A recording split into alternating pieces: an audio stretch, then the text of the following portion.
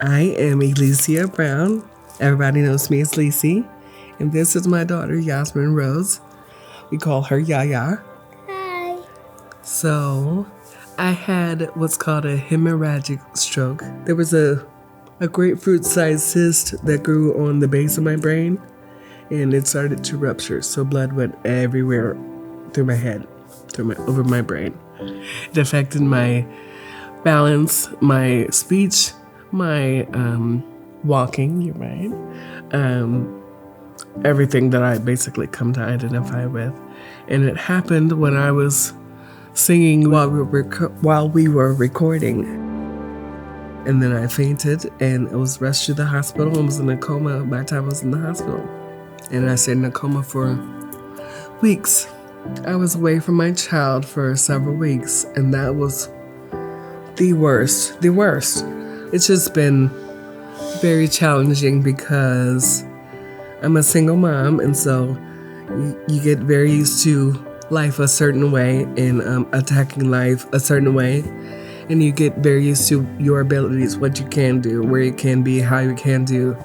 And all of a sudden, for me, every single thing that I knew was just gone, just different. Could not stand, could not sing, could not write, could not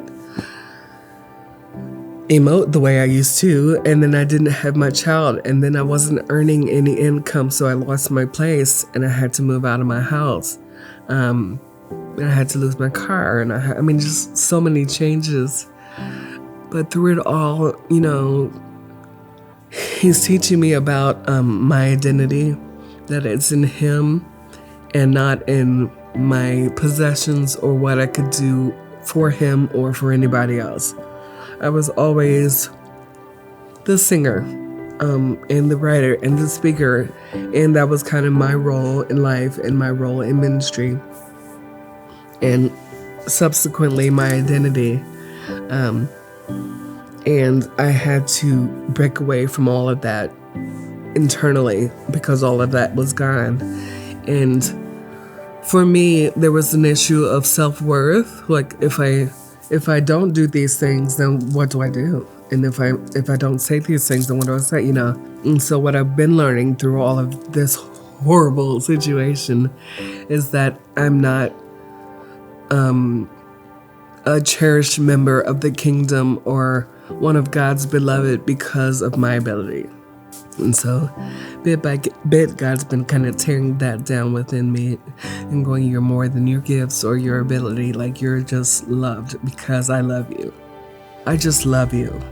Just because you breathe, just because I made you. Jesus just loves us.